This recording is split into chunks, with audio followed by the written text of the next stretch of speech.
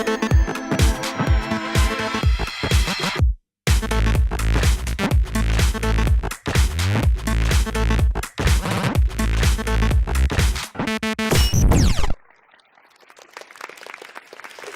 and welcome to the Y Generation. Great to have you with us again. Yes, as expected, we'll be discussing all the hot topics that matter to our generation. Let's welcome our panel, and it is a great showing from the girls. We have Emma, Hey. Michelle, Hello. Amanda, Hey. but we do also have our token boy, and what a token he is, Shane. Zoltan. In this segment, Because Y Said So, we listen to the issues that you want to talk about. Here's our first letter. Dear YGen, I have a big dilemma. I am madly in love with my boyfriend, soon to be husband, and can't wait to tie the knot. He feels the same. Our parents, however, are strongly opposed to the idea and don't want it to happen, as I am a Muslim girl and he is a Christian boy. I am so torn over what to do. I don't want my family to disown me, but at the same time, I don't want to lose the man I love. Can you give some advice? Well, it's a very tricky situation. Amanda, we'll kick off with you. It is really hard because you're having to make a decision between your family and love, which is so hard because obviously you love your family, but that's just so tricky. Like, someone that I know is in a similar situation where she is the Christian girl, and because of his religion, she's actually left her family completely and doesn't even talk to them anymore because they're so against the marriage, and she's converting to his religion for it. And I just think it's really sad. Can I just say, had it been the other way around, had it been the female who was Muslim, and sorry, actually, she's Muslim. Sorry, had it been the male who's Muslim and the female that's Christian, it'd be okay for him. For him, it's For him, it'd be fine, of course. Then Susie Sunshine. But the fact that she's Muslim, it's an issue, and that's tedious. That's a tedious, situation that they're in to begin with. And I've been brought up in such a way where culture should never stop me from finding love or being happy. And that's something, at the same time, it'd be hard, particularly being South American and, there's that English barrier. But at the same time, I've been brought up such a way that, at the end of the day, happiness comes first. Shane, we'll head over to you. I just think it's like another place where religion's intruding in a place it doesn't belong. You see like two people being pulled apart just because of religion again. And we see this on a world scale where entire groups of people are pulled apart for trivial reasons, really, again. And I think it comes down to the parents as well. I think it's a little bit ridiculous. Your parents have lived their lives. They've made their own choices on their own, with some guidance from their own parents, but eventually they became individuals and made their own choices, chose their own path. And it has to become a point in anyone's life where you respect your parents' guidance, but you've got to make your own decisions. You've got to take your own path. Would your parents care what? Well, they wouldn't care, but if they cared, I wouldn't care. That's it. You're living with the person. You obviously think that if you're marrying them, you're with them for the rest of your life. So you're living with them. You're not living with your family. Exactly. I mean, that's how I look at it. Yeah. You'd stay with the person that you want to marry. It is, but at the same time, I don't see why it should ever be an issue of family versus love. Oh, there shouldn't be. There definitely shouldn't be an issue. It's not really. The thing is, it's not an issue of family. It is family versus love, but the only reason it's family versus love is because of the religious ties that are involved. If that family wasn't religious or perhaps Buddhist, they probably wouldn't have a problem with it either way. So if you met a girl who had a completely different religious background, would you change your religion for her? Absolutely not. No way. So you wouldn't marry her, you'd be like, no, it's not going to happen then. Well, I wouldn't mind being with her. Not being able her. to marry her simply because there's a difference in religion. Well, Why should you have to completely change I'm not saying you should. I'm just life? saying, if you were in that situation, what would you do? That's interesting, actually. Shane, question. Your girlfriend is Muslim, and the only way to marry her is if you convert. Wouldn't do it. You wouldn't do it. Would you stay with her though? Would you stay with her and just not be married? Would you expect her Surely to by the stage away? that they were going to be married, you would have had that discussion. Yeah, exactly. Yeah. I wouldn't not go out with her on the grounds that she's Muslim, but if the agreement was the only way that we were to be married was to convert, wouldn't do it. I don't know if I'd convert or not. I think if it came down to being hopelessly in love with someone and I had to convert, I'd take it into consideration. I wouldn't let my pride get in the way of that. Well, I'm sure that's probably a touchy subject for many people, but we will head on to our next letter. Hi, YGen. A few months ago, I met a guy at my friend's birthday party. We really hit it off, and I thought I'd met the most awesome guy ever. The only problem is I found out he lives in a different state and was just visiting. We've decided to keep in touch and constantly talk and text. We've also discussed having a relationship, but I'm just not sure that I can handle love long distance. I've heard people say how straining it can be, but then some people say the relationships can work. All right, guys, well, what do you think? Does distance really make the heart grow fonder? Shane? I swear it was only a one night stand. I don't know how she found out about it and why she's writing about it. Look at Cleopatra and Alexander. They lived worlds apart thousands of years ago and they hit it off fairly well. I think it ended really well. But look, for the most part, there's no doubt, it puts a lot of strain. It really comes down to the specifics of the relationship, what they're both looking for. There's been instances where a lot of people are married and put on very far apart placements for work and things. Yeah. But they like having that personal space and then that really intimate time that they get to spend together when they do get to. I think it works in some cases, but of course, when your life isn't like that, when you want to be more settled down, having a long distance relationship definitely doesn't work in a lot of cases, and it's easily seen. These guys have only been going out, a couple months, did you say? I mean, it's not like they've they been just going met out. or something. They just met. She met him at a party. So, Ended before it started. They just keep in touch. That's what I'd do the exact same. I wouldn't even bother. It sounds terrible, but I mean... Maybe that's a bad way of looking at things. What's considered long distance? So, I'm just going to put out there, personal experience. I met someone and they got relocated to Canberra. And instantly, I was completely cut off. Completely. No chance was given. And it's so unfair. It's Canberra's not even long distance. Is that considered long distance? Yes. And it really... I would consider it 2.5 hours It's isn't that not bad. that When you're bad. considering people are working in the mines and stuff on work, it's people who live in Sydney and go out to WA. It's definitely not the worst months at a situation there is, if you compare it, but and it's I still wasn't long even given distance. a chance. Okay, Let that's me terrible. prove myself. You should be given a chance. Get a but I mean, Facebook message. It's been real. What? What? Okay, I think that if you're just starting the relationship and it's long distance, that's going to be so much harder than if you've already been with the person for a while and then for some reason they have to relocate. Then I think it might work, but I just don't think you can start up a relationship with someone that lives far away from you, because whenever you go and see them, it's only going to be for short intervals at a time when you're probably always going to be on your best behaviour. You're not going to really see what they're like. So unless... Or it could work in a certain way where I would see them every weekend, because that's the idea. Because, we're fairly, Monday to Friday, we're fairly busy. So Friday night comes, I would drive up, or vice versa. I'd come back, or vice versa, Sunday. So if anything, wouldn't we be getting more of each other than the usual couple? If that's So what all about you want to see with them, that's fine. If you're married and have children, long distance relationship? Oh. See, I think the children more of the we're concern staying on a area. bit of the younger side. I think you should at least give it a shot in that case. I mean, definitely try. Yeah, definitely give it a shot. But if you're saying if a relationship can work, are we saying that this is a faithful relationship, or that when they're together What do you it mean works? is it faithful relationship? Well, I mean, if There say is always that question. Are we talking about polygamy now? I hope so. No, we're not talking about polygamy. but say guy or girl gets relocated, what's to say that they're actually going to be faithful to their marriage? There's another point. I'm just putting it. It's out always there. a concept in the other person's mind. It's insecurity. There's a trend lately, and it's mainly because of the internet. A lot of people meet online overseas, completely different countries, and people moving their whole lives over to a new country they've never been before, to be with someone. And in a lot of cases, it works out fine. But I was getting messages from this Nigerian prince. He told me to give him all his bank account details and I could go over and marry him. So that didn't work out too well.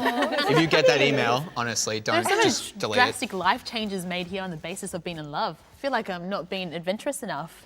But for this circumstance where it's going to be a brand new relationship, I don't know if it's worth it. I think it might end in I heartache. agree. I honestly agree. I don't think it's worth it. All right, well, don't go anywhere because we'll be back with more of the Y Generation after this.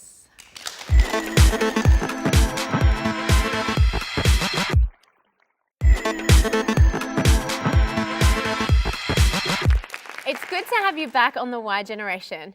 Now, in this segment, To Be or Not to Be Y, we take a look at what the older generations are saying about the Y Generation. This time around, we look at the notion that Gen Y are disrespectful to elders and people in authority. There is a lot of respect out there, especially in my culture as an Aboriginal. We do have that group of respectful Y generation group, but you do get the minority group that don't respect the elders these days. Some of them are disrespectful. It's just not considering, not thinking. And I come across them quite frequently on Friday, Saturday nights. They don't seem to have any respect for authority whatsoever. I don't particularly think that Y generation people are disrespectful. I think they might question authority because they can see that perhaps things are not as they should be. Some of them, yeah. I guess it depends how they're raised. Like for me, I would never do that to my parents. I'd probably get the longest lectures ever. They're disrespectful to everybody. I haven't come across one young teenager that I could say was a good little kid. Well, in a previous episode, we discovered June Rose, our best friend in the hat, and she does love us. But do we agree with her? Are Gen Ys disrespectful? Michelle. She cracks me up. I don't know what teenagers she has or her kids, or if she has kids. I don't know if they treat her poorly, but I know me, myself, I'm not disrespectful. At least I don't think I am. In regards to the girl who said Fridays and Saturday nights, but she comes across a lot of disrespectful people. I work in hospitality and I work at Friday and Saturday nights, and you know, what are you expecting from a whole bunch of people that are drunk? It's not necessarily a Gen Y thing, it's just, you know, area. Maybe it's an area thing or where you are.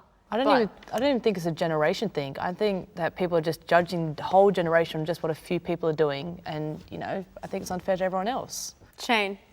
Oh yeah, like what we've seen in the videos explains it all. Like they all say, you know, generation-wise, for the most part, respectful, and then there's the exception that aren't. Respect is not a generational thing. It is the domain of the individual. Yeah. And as well as that, respect is a two-way street. A lot of older people have always really, you know, expected the respect without, you know, giving anything. And then they're shocked to find out that we don't respect that, because to expect respect without giving any is as disrespectful as anything else. Amanda. I can't stand when I'm going to agree that this is specifically younger people that I see do this, but I can't stand when they're so disrespectful to like police officers or people like that. I hate that when everyone, just on Facebook, everyone always rags on cops saying how bad they are just for pulling them over. Well, don't speed and you won't get pulled over. But that's the thing that I hate, how our generation, and I do see it a lot, we're so disrespectful to people in authority like that. I've definitely seen that. Like, you know, I've been out in the city and you do see a lot of people even just yelling at like police officers, just saying, you know, get your bacon, get your donuts. You know, like, just why? I've met some pretty disrespectful police officers as well. You know, again, it goes back to this two-way street. Yeah, two-way street. And, you know, I've dealt with some big douchebags. Like, they are so rude to me. You know, hospitality, specifically on Friday night, drinks are involved. So rude to me, and I am so polite. So polite. And you know what? These people are usually older than me. Yeah. What do we think about young people taking to social media to vent their anger? Oh, God, grow up.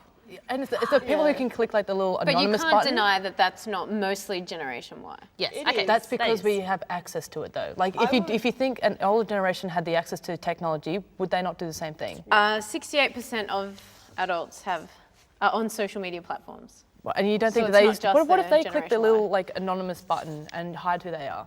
Like, I think that if they're going to vent about it, I prefer them to do it to social media than to the person themselves. Like if they're going to rag on cops, I would rather it is, but I would rather them at least not say it directly to them. Like I have people disrespect me all the time at work, and I would so rather them just say something awful about me to their friends than actually say it to me. I don't want to hear that. Do you think the media portrays us in a negative light? Oh, Shane? absolutely. But they always do with young people. And well, who really listens to the opinion of the media that much anymore, or takes it seriously? Because not anymore. Oh, you ask a lot of people.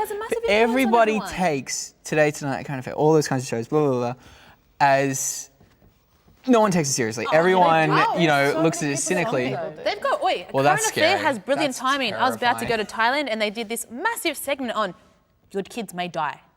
And so anyway, my parents watched this stupid segment, and then they're like, "Oh, Michelle, be careful, you know, you're going to Thailand, blah blah blah." So anyway, this escapade happens. I come back safe and sound. Here I am. Bali comes up. The week beforehand, another segment on barley. You know, don't drink the ice, you may die. And it's just like people feed off this. They really do. And my parents do feed off it. So I Shane, think. do you really think it's terrifying that people listen to the media? Oh, absolutely. To take it seriously is probably the most terrifying thing I can think But about. people do it. You have to agree. Yeah. Sadly, yes, but I think a lot more people are detaching from it. A lot of people are understanding, all right, yeah, you know, they're full of it. But the fact that people do take a lot of it seriously and don't think about it themselves, like they sort of sit there and think, oh, why would the major news networks, you know, have any reason to lie to me? I think it's an absolutely terrifying prospect. Well, we do have a few different opinions on that one. Now, don't go anywhere. We'll be back soon with more of the Y Generation.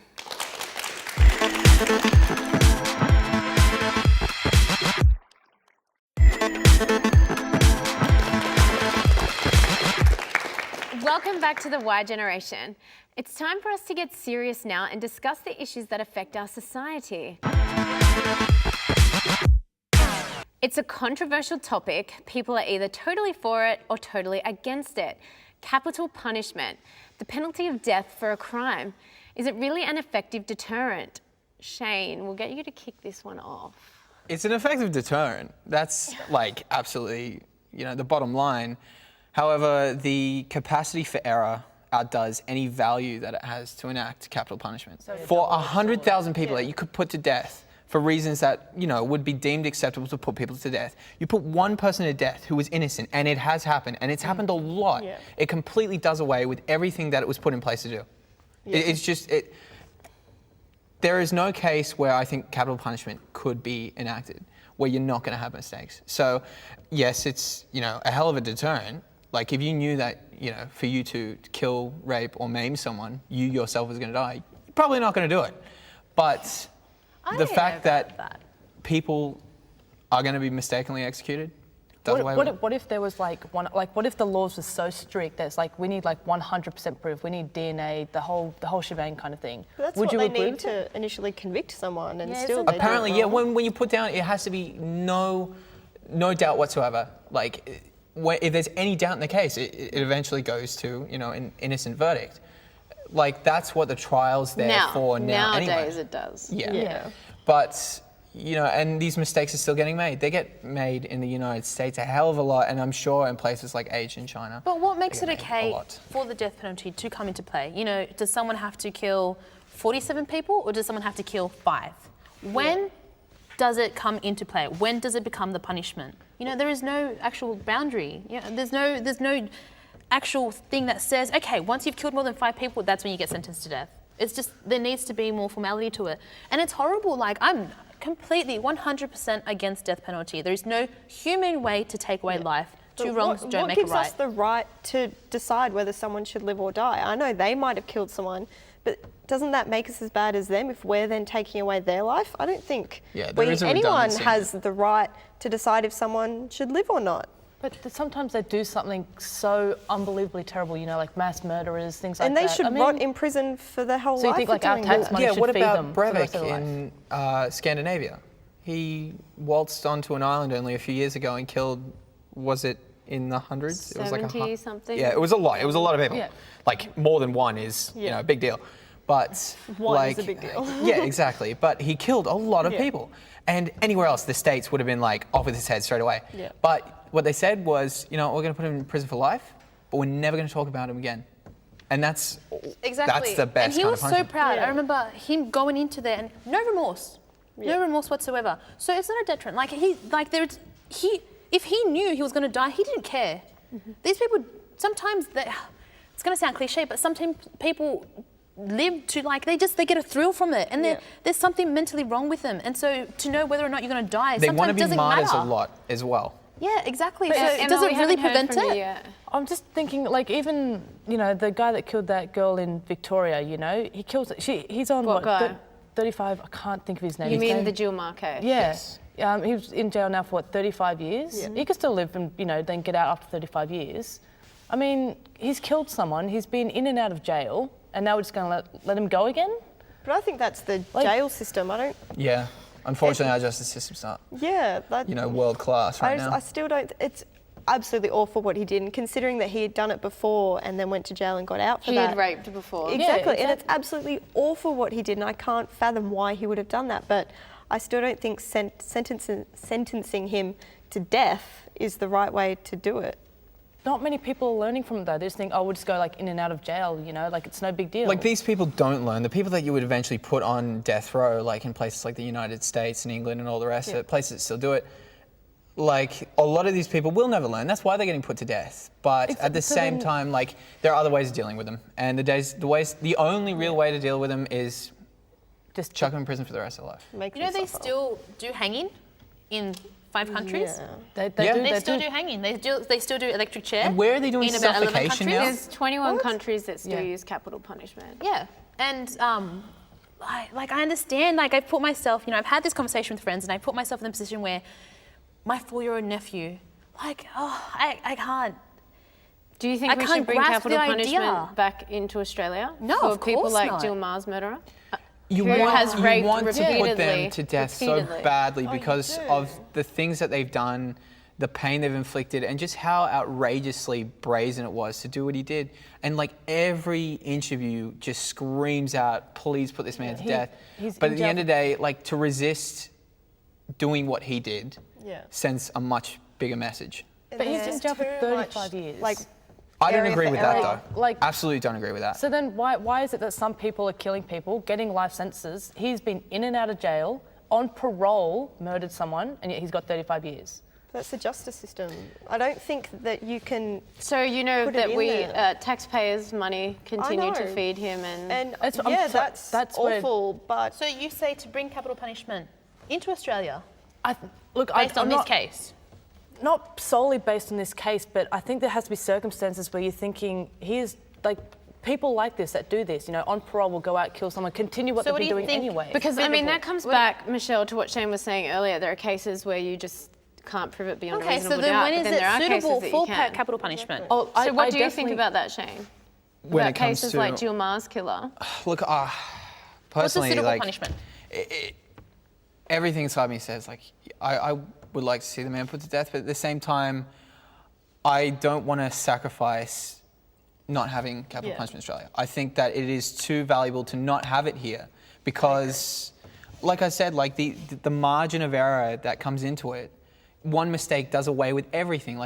All the victims of people that eventually got put on death row, all of their lives are null and void and not worth anything if someone, as a result of capital punishment down the line, is innocent. So do you think it'd be better just to say if you kill someone, you just get life sentence, no Absolutely. matter what? We have someone who is in our last mass murderer, Tasmania, Port Jackson.